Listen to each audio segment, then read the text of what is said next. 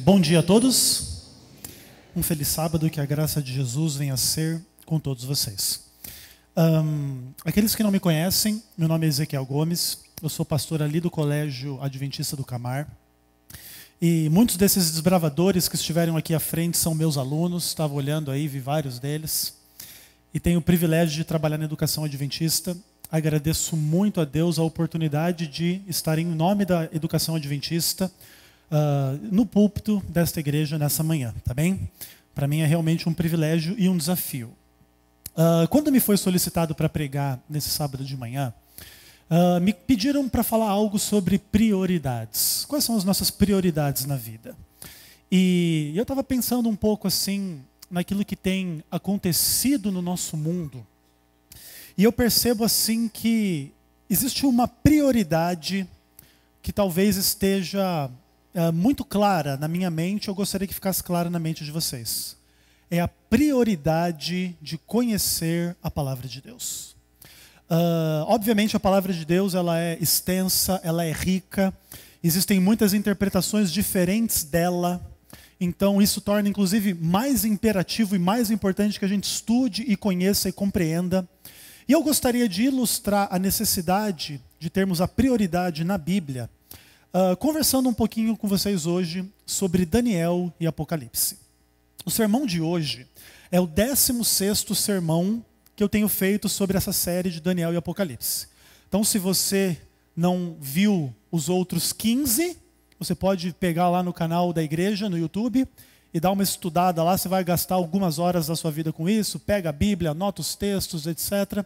E você vai poder crescer no conhecimento e na graça de Jesus, tá bem? Agora sim, olha, hoje, o título da minha mensagem, que está no boletim da igreja, é o seguinte: o Papa, os Estados Unidos e Ben Carson na profecia. Abre a sua Bíblia em Daniel capítulo 7. E enquanto você abre a sua Bíblia, eu vou fazer uma longa introdução para contextualizar o tema, tá bem? Mas deixa a sua Bíblia aberta aí. Bom, dos dias 21 a 26 de setembro de 2015, houve uma visita histórica do Papa Francisco nos Estados Unidos da América. O Francisco, ele cativou multidões e a mídia, falando sobre, dentre outros temas, mudanças climáticas, imigração, pedofilia, casamento homossexual, família, liberdade religiosa, desigualdade social. Talvez o local mais extraordinário no qual ele discursou tenha sido o Congresso dos Estados Unidos. Primeira vez que algo semelhante a isso ocorre na história da humanidade. Bem interessante. Esteve na sede da ONU, conversou, muita coisa interessante aconteceu nesses 5 dias de visita. Bom, o mundo estava alerta a essa visita e os adventistas estavam alerta de uma maneira específica e especial. E aí? Será que ia ser assinado o decreto dominical? Ia acabar o mundo, ou pelo menos já dar um bom passo para o fim do mundo? O fato é que não. Pelo menos não de forma pública, não ainda. Ainda assim, irmãos, as reflexões em torno dessa visita, elas foram bastante amplas e difundidas na internet, entre os adventistas de maneira geral. E essa visita, ela foi interpretada não somente como histórica, mas também como profética. E aí a ideia é, existe uma união profetizada entre o Vaticano, que representado pelo Papa, e os Estados Unidos da América. E aí, prenunciando de alguma maneira os eventos finais para que Cristo possa retornar. No meio dessa visita profética e histórica, surge também a ideia do Ben Carson. Ben Carson, um neurocirurgião muito famoso, tem até um livro sobre ele, né? Mãos Talentosas e tal. Falando um pouquinho assim, e ele é um adventista do 7º dia, que está concorrendo para poder concorrer para ser presidente dos Estados Unidos. Interessante a ideia, né? E isso chamou a atenção de alguns, né? Alguns adventistas, dizendo assim, ó, o Papa Francisco está sendo exaltado, o Ben Carson está sendo execrado nos Estados Unidos dos últimos dias. E de alguma maneira, isso poderia ser um contorno de cumprimentos proféticos, de uma compreensão profética. Isso tudo foi bastante explorado, houve textos, houve vídeos para falar dessa questão. Agora sim, olha, Se eu disser para você que existe uma profecia de uma união de Estados Unidos com o Vaticano para perseguir quem crê na Bíblia e guarda o sábado, que profecia é essa? Será que essa profecia existe?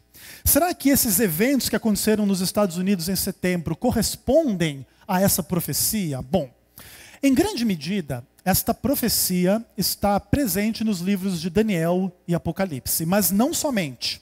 A gente vê também em Mateus 24, 2 Tessalonicenses capítulo 2, 2 Timóteo capítulo 3, são capítulos importantes da Bíblia para falar dos últimos dias, ok? E dentre eles, especialmente os livros de Daniel e Apocalipse. Agora sim, entendam o problema que eu tenho essa manhã. Eu tenho o problema de tornar um quadro muito complicado, muito amplo, muito complexo, numa mensagem curta e compreensível e que faça eu não ser expulso da igreja, né? E nem você ficar bravo comigo. Então veja bem, você vê que a minha tarefa aqui essa manhã não é uma tarefa fácil. Outra coisa, nós vamos tocar em assuntos sensíveis de sensibilidade religiosa, mas o foco aqui não é combater nenhuma pessoa e nenhuma religião. Nem o Papa Francisco, nem os católicos, nem os americanos, nem o Ben Carson, nem ninguém. O foco aqui não é tratar questões pessoais. O foco aqui é tratar questões bíblicas, ok? E assim, eu trouxe uma biblioteca aqui para dar uma olhada para vocês. Eu vou dar algumas dicas para vocês, se vocês quiserem saber mais sobre esse assunto depois. Por quê? Como é um tema muito grande, obviamente que eu vou falar somente poucas coisas. Ou não tão poucas assim. Mas poucas coisas, ok? Então, eu vou deixar essas dicas para vocês. No boletim da igreja tem o meu e-mail. Se você ficar com alguma dúvida, quiser que eu envie esses materiais, essas bibliografias, os vídeos, os áudios para você ver, você me manda um e-mail, eu retorno para você, te mando algum link, algum material, tiro alguma dúvida, a gente pode dialogar. E a ideia é a seguinte. Bom, esse é o 16º sermão da série, então já tem 15 para você assistir antes desse, se você não assistiu nenhum ainda, ok? Especialmente o vídeo de número 3, que fala de métodos de interpretação de Daniel e Apocalipse. E o vídeo de número 7, que fala do enigma das bestas em Daniel e Apocalipse, são muito importantes para contextualizar a mensagem desta manhã. Então, se você ficar com alguma dúvida, por que é que você está interpretando a besta dessa maneira? Então, você volta lá, vê o vídeo de número 8, que fala sobre as bestas, e você vai ter uma compreensão melhor. Eu não vou poder retomar o tema aqui, seria um tema extenso, e a gente não tem tempo para isso essa manhã, tá bem? Além disso, eu já preguei outras dezenas de sermões sobre esses assuntos. Por exemplo, o Papa é o anticristo? O Papa é o supremo pastor da igreja? A identidade profética da igreja católica à luz da identidade histórica? O ecumenismo, nos bastidores da igreja? Já preguei muitos sermões sobre isso. E deixa eu dizer uma coisa para você também. Nenhuma igreja e nenhuma pessoa tem somente defeitos e nem somente qualidades. Então, se eu exploro os defeitos de uma igreja ou de uma pessoa, não estou com isso negando as suas qualidades. E nem quando eu falo das suas qualidades, eu estou negando os seus defeitos, ok? Isso é importante de entender. O catolicismo tem defeitos? Tem. Tem qualidades também? Tem. O Ben Carson tem defeitos? Tem. Tem qualidades também? Tem. A igreja adventista tem defeitos? Tem. Tem qualidades também? Tem. Isso é importante deixar claro, porque se eu enfatizar de alguma maneira algum problema, algum erro aqui, eu não estou negando com isso o lado positivo da história, que também é bem reconhecido, tá bem? Além disso, eu trouxe alguns materiais de forma de literatura, para vocês, de repente, conhecerem. Se vocês quiserem, eu mando depois a bibliografia para vocês, tá? Um deles é esse material aqui, Marvin Moore, Poderia Ocorrer, Apocalipse 13. É um material bíblico, essa versão que eu tenho é em espanhol, mas já tem a versão em português pelo site da CPB. Você pode procurar um livro interessante para falar um pouquinho aí, Apocalipse 13, o Papa, os Estados Unidos e etc. Ok? O que mais? O Último Império, Vanderlei Dornelles. Essa é a tese do Vanderlei Dornelles, não é a visão oficial da igreja, mas fala um pouquinho dos Estados Unidos na profecia de Apocalipse 13, tá bem? O que mais que a gente tem aqui? Deixa eu ver. Bom, tem alguns livros também assim, se você gosta de lidar com os bastidores da igreja. Um livro interessante. O Poder e a Glória, o Lado Negro do Vaticano, de João Paulo II. Esse é um livro escrito por um jornalista documentando assim, um monte de problemas no Banco do Vaticano, sei lá, um monte de coisa lá. Ele tem a visão dele, um livro interessante. O que mais? Um outro livro que fez sucesso aí nos anos passados, Sua Santidade, as cartas secretas de Bento XVI. Inclusive, alguns dizem que essas cartas secretas que vazaram aí na internet, etc., foram uma das razões da renúncia de Bento XVI como Papa. Ele não queria saber mais de confusão, ele quer descansar. E aí, esse livro aqui é interessante, vai documentar essas cartas secretas, é bem interessante. Agora, do lado assim da defesa do catolicismo, eu trouxe algumas coisas também. O livro mais importante da Igreja Católica, o Catecismo da Igreja Católica, tá? Essa é a versão completa, de acordo com o texto escrito em latim. E aí você tem o ensinamento católico de fato aqui. A gente também tem que ir na fonte, né, do que eles realmente ensinam, não do que se fala sobre eles, tá bom? Livro bem interessante, recomendo a todos. O que mais? Esse livrinho aqui, O Anticristo, Mito ou Profecia? Esse é um livrinho, a visão católica sobre o anticristo. Eles falam assim que existe o espírito do anticristo, né, no secularismo, no relativismo, no laicismo, contra a religião, contra a igreja, uma ideia interessante. E também Hans Kung, né? King fala, né? Trema. A igreja tem salvação? Aqui nesse livro se diz assim, olha. A igreja católica está doente, talvez doente de morte. Retrógrada, fixada no elemento masculino, eurocentrada e arrogando-se da detentora única da verdade. Assim se posiciona a igreja católica e se continuar assim, ela não vai sobreviver. Contudo, segundo Hans Kung, a visão de uma igreja ainda se mantém. Apesar das desilusões, mantenho-me fiel à Igreja Católica. Esse camarada aqui, ele é um católico. Então, quando ele diz a igreja está doente, não é um adventista, um protestante que está criticando a igreja. É uma autocrítica. Ele está falando isso a respeito da igreja dele. E outra coisa, esse camarada talvez seja o principal pensador católico desde Agostinho e São Tomás de Aquino. A obra desse camarada é extraordinária. Ele é um profundo teólogo, profundo pesquisador, muito bom. Recomendo a obra desse camarada para vocês, tá bom? E por fim, esse livrinho aqui, Teologia do Remanescente. Como é que a igreja adventista encara a pluralidade de igrejas? São cristãos, não são cristãos? São salvos ou não são salvos? Recomendo a todos também, tá bom? Agora sim, gente. Tudo até aqui foi só a introdução, tá? Então vocês imaginam o que vem pela frente, né? Essa foi uma introdução longa, mas ela é uma introdução necessária. Por quê? Para vocês terem uma ideia da amplitude do assunto, tá bom? E inclusive para vocês terem misericórdia de mim, que não vou esgotar esse assunto em 1 hora de sermão, 50 minutos de sermão, 30 minutos de sermão, tá bom? Agora vamos lá e vamos para a Bíblia. Daniel capítulo 7. E onde é que está o Papa e a Igreja Católica dentro da Bíblia? Daniel capítulo 7, versos 23 a 27. Então, assim, com a Bíblia aberta, irmãos, eu peço que vocês possam me acompanhar em uma oração, para que Deus venha moldar o meu espírito, o meu coração, para a gente conversar, e o seu também, para que Deus fale o teu coração, tá bem? Vamos orar. Deus maravilhoso, Pai do céu, em nome de Jesus, obrigado, porque a tua palavra está aberta nesta manhã, Senhor. Que esta palavra seja luz e vida para os nossos caminhos, para o nosso coração. E que possamos usá-la não para combater ninguém, mas para entender o momento histórico que vivemos e amarmos todas as pessoas que o Senhor ama, Pai, na face desta terra. Possamos amar católicos ou não católicos, ateus ou não ateus, pecadores ou não existe outro tipo além de pecadores, e assim possamos cumprir a tua lei. Tudo oramos em nome de Jesus. Amém.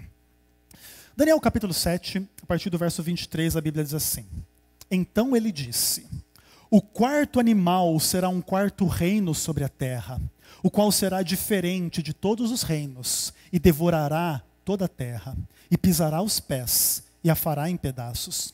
Os 10 chifres correspondem a 10 reis que se levantarão daquele mesmo reino, e depois deles se levantará outro, o qual será diferente dos primeiros, e abaterá 3 reis. Proferirá palavras contra o Altíssimo, magoará os santos do Altíssimo, e cuidará em mudar os tempos e a lei. E os santos lhe serão entregues nas mãos por 1 tempo, 2 tempos e metade de 1 tempo. Mas depois se assentará o tribunal para lhe tirar o domínio, destruir e consumir até o fim. O reino e o domínio e a majestade dos reinos debaixo do céu serão dados ao povo dos santos do Altíssimo, e o seu reino será eterno, e todos os domínios o servirão e lhe obedecerão. Poderíamos falar muito sobre o contexto, sobre o texto, mas as principais ideias é que aqui o Império Romano é retratado como um reino diferente dos demais. Que em algum momento da sua história deixaria de ser um reino simplesmente político para se tornar um reino político e religioso. Aqui se fala da amplitude mundial desse império, e essa é uma ideia interessante, né? Ele pisará toda a terra. Um reino de amplitude mundial. O centro da controvérsia nesses versos a respeito do catolicismo é a ideia da mudança da lei de Deus. O texto diz: cuidará em mudar os tempos e a lei. E aqui a gente entra num ponto de discussão do estudo da Bíblia muito complicado, que é o centro da questão. Quem tem autoridade de mudar algo que está escrito na Bíblia? E alguns poderiam dizer, ninguém, mas nada é tão simples assim. Por exemplo, lá no Antigo Testamento, se falava que você tinha que ser circuncidado, certo? No Novo Testamento diz que não precisa mais se circuncidar. Então houve uma mudança, sim ou não? Sim, ok, beleza. Só que a grande questão, já que mudou a circuncisão, pode mudar tudo que está na Bíblia? Não. E a grande pergunta é essa: o que pode ser mudado e o que não pode ser mudado? E aí a questão é a seguinte: nós cremos que os 10 mandamentos são o cerne da lei de Deus, ok? E eles não podem ser mudados. E nós cremos que quando fosse mudado um dos 10 mandamentos, se cumpriria a profecia de Daniel 7:25. E aí o que acontece? O catolicismo surge na história, é um surgimento complexo, mas que de algum momento, a partir ali de Constantino e etc., estabelece-se, e esse é um processo que começa séculos antes, tá? Desde o comecinho da igreja já houve mudanças nessa direção. Mas quando a Igreja Católica se institucionaliza e toma o domínio do império do mundo e coloca a guarda do domingo no lugar da guarda do sábado, a gente entende que isso é um cumprimento da profecia de Daniel capítulo 7. Ok? Especialmente porque a igreja agora exerce o poder que antes era do Império Romano. Então o Império Romano tinha exército, agora a igreja tem exército. O Império Romano fazia guerras, agora a igreja faz guerras. Você vê uma correspondência, né, de atitudes em relação àquilo que era um império político e agora se torna uma, entre aspas, igreja, que mescla questões cristãs com questões pagãs, e a coisa é bem complicada, ok? Uma coisa importante: ser católico, ir na igreja no domingo, não é pecado, não é errado, não é a marca da besta, não é nada disso. Agora, santificar o dia que Deus não mandou santificar e esquecer o dia que Deus mandou lembrar, isso é pecado. É transgressão da lei de Deus, certo? A Bíblia diz: todo aquele que transgride a lei pratica o pecado, porque o pecado é a transgressão da lei. 1 João 3, verso 4, inclusive no Novo Testamento. Então veja bem, transgredir a lei de Deus é pecado. Então quando a gente não lembra de guardar o sábado que Deus mandou guardar, a despeito das teorias, críticas e visões contrárias, é pecado pela lei de Deus, ok? Bacana, o que mais? Em Daniel capítulo 8, verso 12, dá uma olhada aí, tem um outro texto que fala um pouquinho desse poder do Império Romano, agora travestido como essa ideia toda. Então é o seguinte, ó: o exército lhe foi entregue com o sacrifício diário e por causa das transgressões deitou por terra a verdade e o que fez? Prosperou. A imagem do exército é a imagem da multidão. Aliás, vocês sabem quantos católicos existem na face da terra? Algumas contas dizem 1,2 bilhão. Faz ideia de um número desse? Nós, como igreja adventista, somos uma igreja mundial, ok? Nós somos hoje 15, nem 20 milhões de adventistas. Nós somos menos que o dízimo do resto. Tipo assim, ó, tira 1 bilhão da jogada, coloca só o 200 milhões. Nós somos menos que 20 milhões. Somos menos de 10% do resto, sem tirar 1 bilhão da jogada. Só para você entender o tamanho da dimensão com que a gente está lidando aqui. Inclusive, familiares, amigos, pessoas que a gente ama muito, fazem parte da Igreja Católica, e tranquilo, e é assim mesmo, ok? Agora, beleza, uma outra coisa. Deitou a verdade por terra, e aí muitas verdades bíblicas substituídas por outras compreensões, e prosperou, teve sucesso, e você vê o sucesso bem claro no nosso mundo. Agora, onde é que está o catolicismo em Apocalipse? Vamos lá para Apocalipse 13.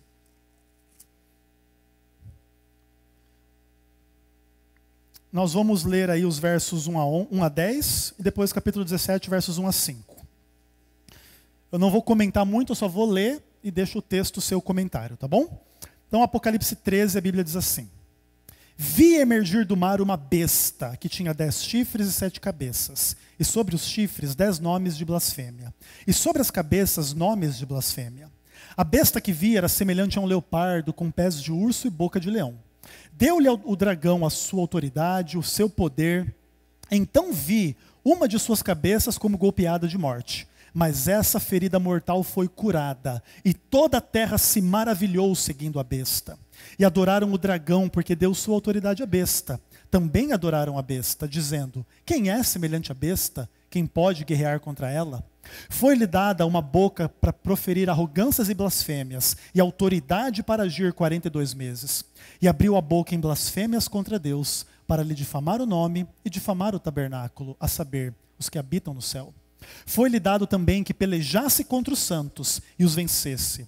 Deu-se-lhe ainda autoridade sobre cada tribo, povo, língua e nação. E adorá-la-ão todos os que habitam sobre a terra, aqueles cujos nomes não foram escritos no livro da vida do Cordeiro, que foi morto desde a fundação do mundo.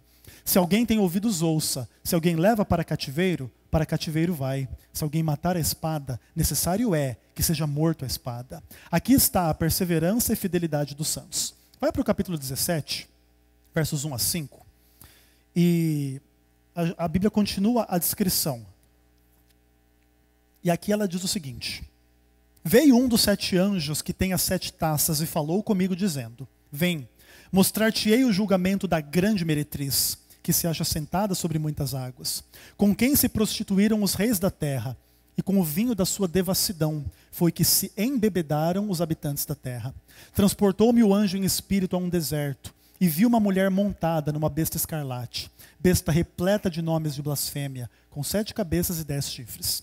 Achava-se a mulher vestida de púrpura e escarlata, adornada de ouro, pedras preciosas e pérolas, tendo na mão um cálice de ouro transbordante de abominações, com as imundícias da sua prostituição. Na sua fronte achava-se escrito um nome, um mistério: Babilônia a Grande, a mãe das meretrizes e abominações da terra. Muitas imagens muito fortes, muito pesadas. E a ideia é um poder que tem grande autoridade. É assim que Apocalipse 13 introduz essa ideia. Só que esse poder que tem grande autoridade recebe uma ferida de morte. Só que essa ferida mortal é curada. De alguma maneira, os teólogos protestantes veem nisso uma seguinte ideia: o catolicismo dominou o mundo, perdeu a sua autoridade e está retomando ela e vai retomá-la de forma plena. Essa é a ideia. Uma questão interessante também é que esse poder faria guerra contra os santos, pelejaria contra ele e os venceria.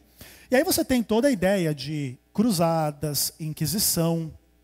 Eu não sei se você sabe quantos milhões de pessoas foram mortos nas cruzadas e na inquisição, em nome da fé, da religião e tal. Alguns estudiosos dizem 50 milhões de pessoas. Você teria coragem de matar uma pessoa porque ela não concorda com você? Você prega para o mundo: guarde o sábado, aí alguém não concorda. Tem muita gente que não concorda com isso. Aí tu vai lá e mata a pessoa. O que tu acha disso? Tu teria coragem de matar um? O que você acha de matar 50 milhões? Inclusive, né, o João Paulo II, na época que estava vivo, fez aquele famoso pedido de desculpas, né? Nos perdoem, tal, questões. Claro, existe muita discussão. Esse livrinho que eu trouxe para vocês sobre o anticristo, ele até dá uma relativizada na Inquisição. Não é bem assim, tem que prestar atenção, tal, tentar defender a Inquisição, tipo assim, entendeu? Como é que funciona a coisa. Mas, de qualquer maneira, a gente entende que estava profetizado e se cumpriu na história. Outra coisa, uma mulher vestida de ouro, pedras, pá. Dá uma olhadinha no YouTube depois, as riquezas do Vaticano, dá uma olhadinha lá. Não é nem para falar mal ou falar bem. Dá uma olhada na quantidade de riqueza, de ouro, de pedras, de tudo mais que tem lá. O que mais? Vestida de púrpura e escarlate. Aí você vê as cores das roupas dos bispos: roxo e vermelho, púrpura e escarlate. Que mais? A mãe das meretrizes. E a própria igreja se chama a mãe, né? É a linguagem que a própria igreja, nós somos a igreja mãe. Então assim, olha, não tem muito como escapar da presença do catolicismo nessa ideia. Agora a gente pausa o catolicismo e voltamos para Daniel capítulo 2. Vamos falar agora dos Estados Unidos na profecia de Daniel e Apocalipse, tá bem? Capítulo 2, versos 40 a 44. Onde é que a gente encontra os Estados Unidos da América na profecia de Daniel? E lembre-se, né? Eu estou dando aqui o resumo do resumo do resumo do resumo. Então, para você querer entender de alguma maneira melhor, você pode se aprofundar depois, tá? Então, Daniel capítulo 2, a partir do verso 40, diz assim: O quarto reino será forte como ferro, pois o ferro a tudo quebra e esmiuça. Como o ferro quebra todas as coisas, assim ele fará em pedaços e esmiuçará. Quanto ao que viste dos pés e dos artelhos, em parte de barro, de oleiro e em parte de ferro, será esse um reino dividido. Contudo, haverá nele alguma coisa da firmeza do ferro, pois viste o ferro misturado com barro. Como os artelhos do pé eram em parte de barro, assim por uma parte o reino será forte e por outra será frágil. Quanto ao que viste do ferro misturado com o barro, misturar-se-ão mediante o casamento, mas não se ligarão um ao outro. Mas como o ferro não se mistura com o barro. Mas nos dias desse rei, o Deus do céu suscitará um reino que não será jamais destruído. A ideia aqui é a seguinte: Daniel profetiza a história até chegar na divisão do Império Romano nos estados da Europa. E ele diz o seguinte: nunca mais o mundo vai se unir sobre um só império até que venha o reino eterno. Então é o seguinte: hoje a Europa é dividida. É interessante que os Estados Unidos é, entre aspas, um braço da Europa, porque em grande medida os Estados Unidos é a construção daqueles fugitivos da Inglaterra que foram formar um novo reino. De alguma maneira é simplesmente uma continuação. Esse império, ele é mundial, mas ele não domina o mundo inteiro. Especialmente você tem a contraposição da Europa e dos outros blocos também. Você tem hoje a China, já chegando perto até para ultrapassar o PIB dos Estados Unidos. Então você vê uma configuração do mundo onde a coisa é muito interessante. E aqui em Daniel capítulo 2 você tem a presença dos Estados Unidos na profecia, mas não de maneira muito específica e muito clara, tá bem? O que importa é entender que essa divisão da Europa, ela permanece durante o Império Americano também. Ok? Em Daniel é isso. Vamos agora voltar para Apocalipse 13, versos 11 a 18, e a gente termina com a perspectiva americana na profecia.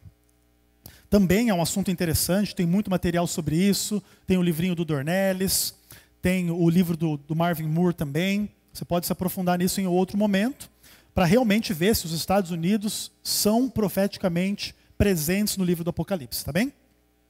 Então, capítulo 13, versos 11 a 18, a Bíblia diz assim: Vi ainda outra besta emergir da terra. Possuía 2 chifres, parecendo cordeiro, mas falava como um dragão. Exerce toda a autoridade da primeira besta na sua presença.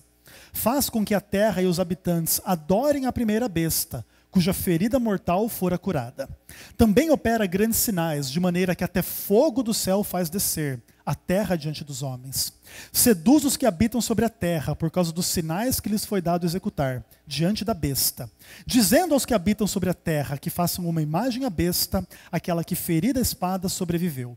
E foi-lhe dado comunicar fôlego à imagem da besta, para que não só a imagem falasse, como ainda fizesse morrer quantos não adorassem a besta.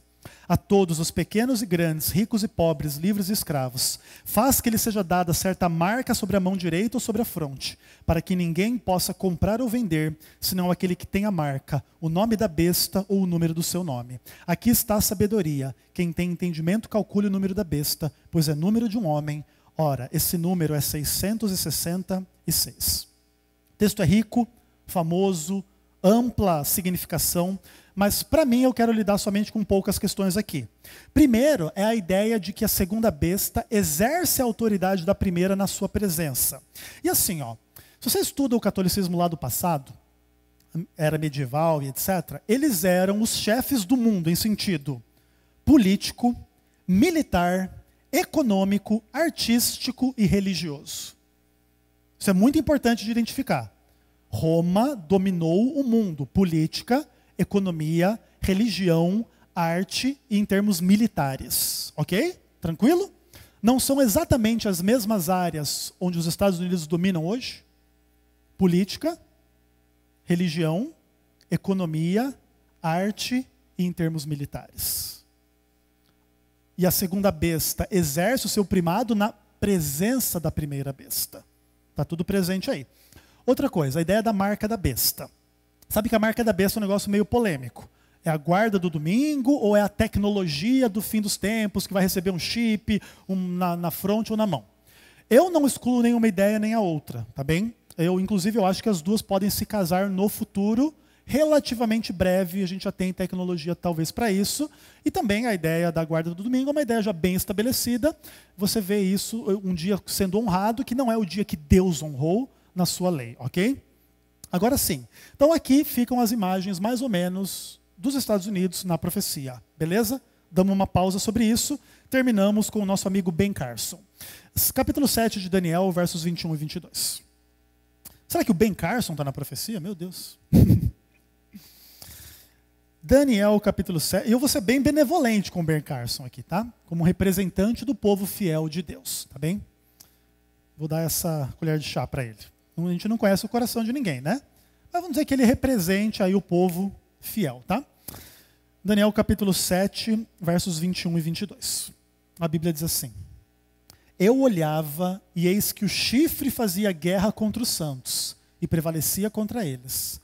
Até que veio o ancião de dias e fez justiça aos santos, santos do Altíssimo. E veio o tempo em que os santos possuíram o reino. Vai para Apocalipse 14, e eu vou falar para você o que eu acho do Ben Carson. Versículo 12. E aqui o livro do Apocalipse vai falar desse povo de Deus também. Ele está presente ali, tá? E o texto é famoso, né? Alguns sabem de cor. Aqui está a perseverança dos santos, os que guardam os mandamentos de Deus e a fé em Jesus. Bom, o Ben Carson é um camarada interessante. O Ben Carson é talvez o maior ou dos maiores neurocirurgiões do mundo. O cara tem que estudar muito, o cara tem que ser muito bom, o cara não pode tremer, né? No dia que eu fui pedir a Carolina em noivado, eu fiz toda uma coisa lá na igreja para ela e fui colocar aliança, né? E eu tremi assim, né? Se o Ben Carson tremer na hora de fazer uma cirurgia no cérebro, o cara morre, tipo assim. E ele faz aquelas cirurgias super complicadas e tal, um camarada muito bom. E não só de prática, de ter a mão firme, mas é um camarada muito estudioso, estudou medicina, sei lá, na melhor escola do mundo, em Harvard, sei lá onde é que ele estudou. Então assim, ó, o camarada bom, não dá para dizer que ele não é bom. Ao mesmo tempo, os americanos dizem assim, esse cara é estranho. Porque por um lado ele é muito bom, não dá para negar, mas por outro ele parece que ele é um tapado, que ele acredita que Deus criou o mundo em 6 dias e descansou no 7º e ele guarda o sábado. E aí essa que é a ideia, tipo, o camarada é muito bom por um lado, mas é tipo assim, ó. Nós tivemos eleição há pouco tempo aqui no Brasil, sabe? Lembra do pastor Everaldo, que concorreu a presidente aí? O Ben Carson é tipo um pastor Everaldo lá dos Estados Unidos, entendeu? Para fazer a comparação para vocês. Ele não é um cara público que todo mundo conhece, ele não é tipo Barack Obama, não é nada disso, ele é tipo um pastor Everaldo da vida. Aí o cara surge lá, claro, ele tem o background, ele tem competência, ele é um cara bom, bacana, ele tem a posição dele. Mas dentro do momento político americano, ele não é muita coisa, tá? Mas de alguma maneira tem o elemento ali, é um guardador do sábado, é um adventista, que está numa posição bem de destaque, e de repente está sendo zombado, está sendo ridicularizado pela guarda do sábado, pela crença na criação e etc. Beleza? Então, ok, gente, aqui acabou a identificação dos personagens. Agora eu posso começar a pregar. Ai, gente, deixa eu ver aqui que horas são. 11h40. Brincadeira, eu estou terminando, tá? Deixa eu dizer uma coisa para vocês. Catolicismo. Catolicismo, ele tem um lado negativo de um cumprimento profético, uma história triste, guerras, perseguições, um monte de coisa ruim. Concordo. Mas o catolicismo não tem só esse lado. O catolicismo é feito de pessoas que creem em Deus, que creem na Bíblia, que creem em Jesus Cristo e que pela graça do Senhor, muitos deles viverão a eternidade no céu ao meu e ao seu lado, se Deus quiser. Não tem briga contra católico aqui. Contra nenhum, nem contra o Papa Francisco, nem contra um bispo, nem contra o padre X ou Y e tal. Claro, tem coisas erradas ali? Tem, mas aqui também tem, todos nós temos erros e problemas. E o ponto não é briga de igreja, que isso é uma coisa terrível. A gente deve abominar a briga de igreja. Jesus pediu que nós fôssemos um em amor e em fé. Claro, se tem alguma questão de fé, questão de amor, podemos discutir tudo, mas não podemos desrespeitar nunca. Esse é o primeiro ponto. Ainda que se cumpra um elemento profético pesado, difícil, a instituição, a coisa mais ampla, ninguém, nenhum católico, nem papa, nem bispo, nem padre, nem membro, deve ser acusado individualmente e pessoalmente. Primeiro ponto. Além de que são pessoas de profundo estudo da Bíblia, conhecedores, inteligentes, e os sinceros, a Bíblia diz, sai dela povo quem? Povo meu, é de Deus, não é do diabo, não é perdido, é povo salvo por Jesus Cristo. Porque Jesus morreu por todos. Ponto. Ok? Segunda coisa, Estados Unidos. Os Estados Unidos também têm uma face maligna horrorosa, imperialismo. Eles fazem do mundo o lixo deles, né? Para você pagar... Por que você paga 20, 30 mil reais num golzinho aqui? Para eles poderem pagar 5, 6 mil reais num Camaro lá. Simples assim. Você está feliz com isso ou não, o problema é seu, mas é assim que acontece. E a exploração e o lixo, e a questão é muito complicada economicamente, não dá para justificar os Estados Unidos da América. Por um outro lado também, é interessante, é um país relativamente cristão, a própria igreja adventista é uma igreja de berço americano. Um país que exporta missionários, que prega o evangelho, que estuda a Bíblia, que louva a Deus, etc., tem o seu lado positivo também, não é porque vem dos Estados Unidos que é ruim. Tem muita coisa boa que vem de lá também, ok?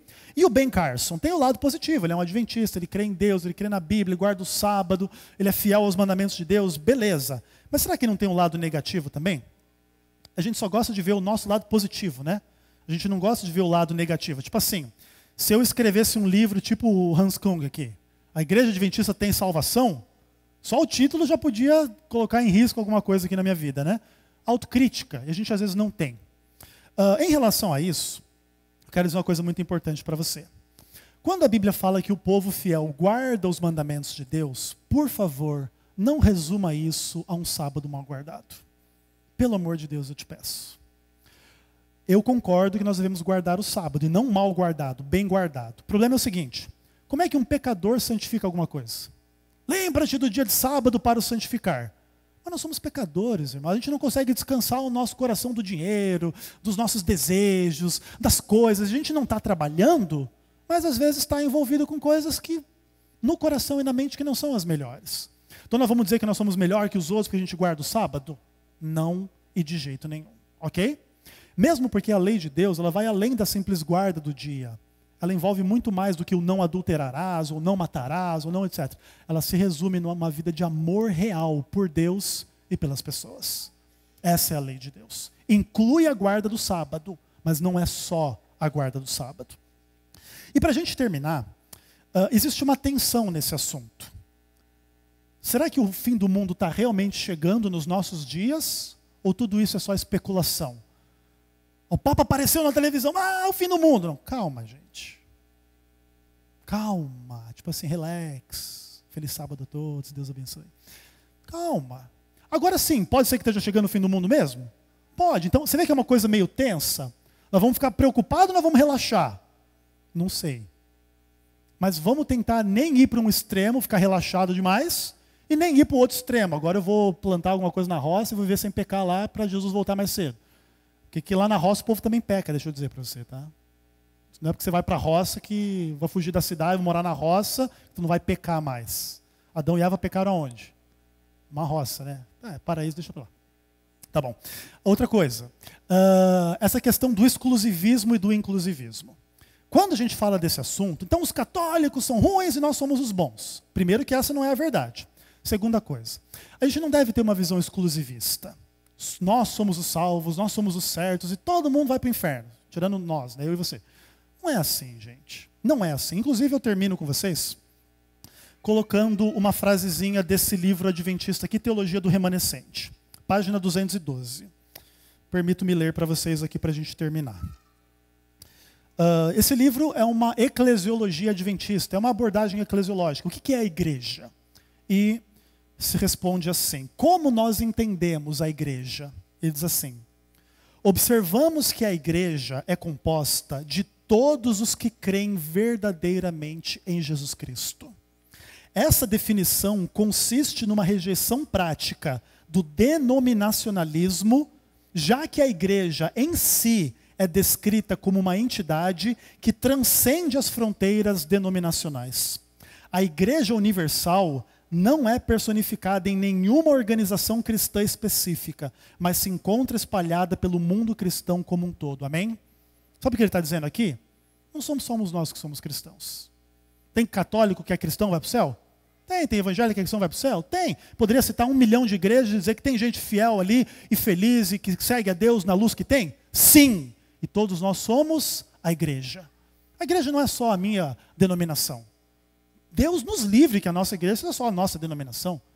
A igreja é composta de todo aquele que crê verdadeiramente em Jesus Cristo.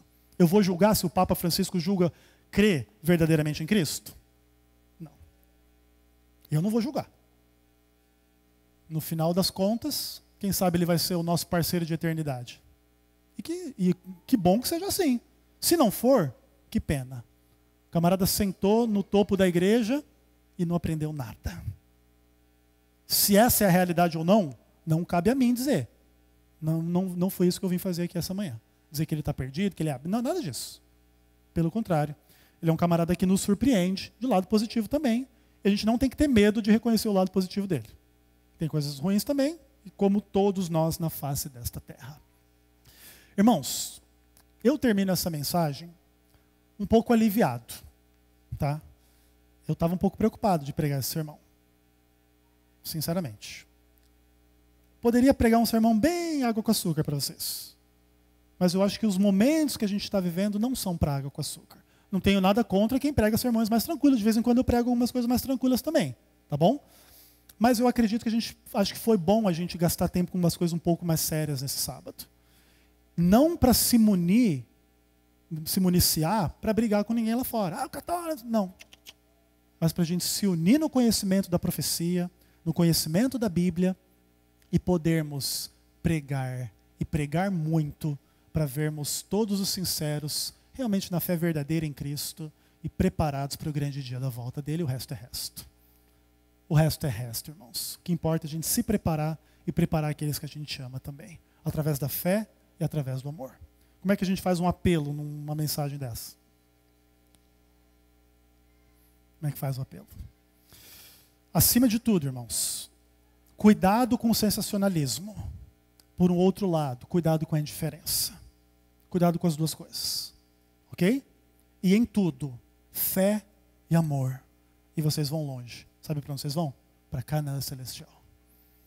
Se vocês seguirem nesse caminho, evitar o sensacionalismo, evitar a frieza, amar a Deus, amar as pessoas, seguir na fé, estudando a Bíblia, compreendendo. Tu não precisa aceitar tudo que eu disse para você. Manda um e-mail reclamando de mim. Isso aqui eu não gostei. Beleza, vamos conversar. Numa boa. Mas vamos estudar a Bíblia e deixar que ela fale. Se tiver que ser dura, que seja dura. Mas que seja dura para curar e para salvar aquele que de alguma maneira possa estar enganado ou possa estar perdido.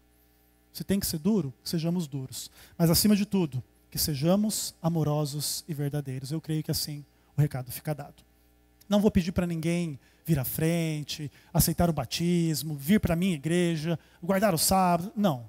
Essas são questões de foro individual. Cada um de vocês ore sobre isso, pense sobre isso e, acima de tudo, se prepare, porque Jesus vem. Amém? Vamos colocar em pé e vamos orar. Oremos, irmãos. Pai do céu, eterno e querido, em nome de Jesus, obrigado pela tua palavra nesta manhã, Senhor. Obrigado porque podemos conversar sobre coisas pesadas, amplas, complicadas. Mas acima de tudo, Pai, agradecemos porque o Espírito Santo nos guia em toda a verdade, Senhor. Muito obrigado, Senhor. Que esta verdade que está se cumprindo na nossa história, cada dia mais e cada dia mais, venha fazer a diferença não para a gente acusar ninguém, mas para a gente amar a todos e trabalharmos muito pela salvação de todos, Pai. que essas mensagens não sirvam para veículo de crítica, de sensacionalismo, de frieza, mas que sirvam para edificação espiritual, conhecimento, fé, para que possamos ser pessoas de muito amor conforme a Tua lei e a Tua vontade para nós, Pai. Enquanto Jesus não vem também, Senhor, pedimos que o Senhor cuide da saúde, da família, da vida financeira, da vida pessoal, de cada um e de todos nós, e que o Senhor faça uma obra em nós e através de nós para a salvação de muitas pessoas, Senhor. Dá-nos graça e paz e salvação. Tudo oramos no nome de Jesus Cristo. Amém. Bom sábado a todos.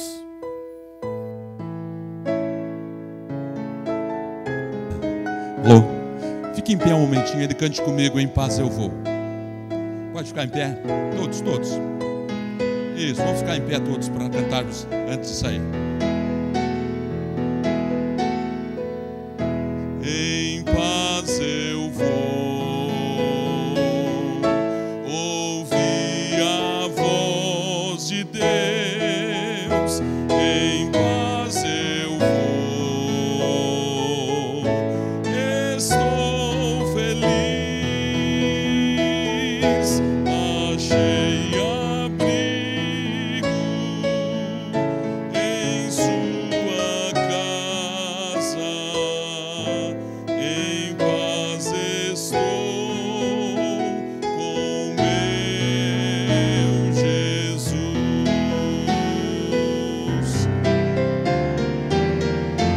Em paz eu vou ouvir a voz de Deus. Em paz eu vou, estou feliz, achei abrigo em sua casa. Em paz estou com meu Jesus. Achei abrigo em sua casa.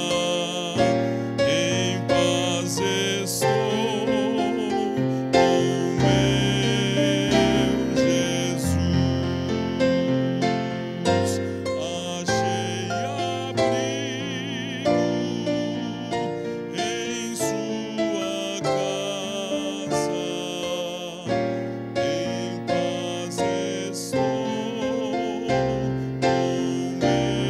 meu Jesus.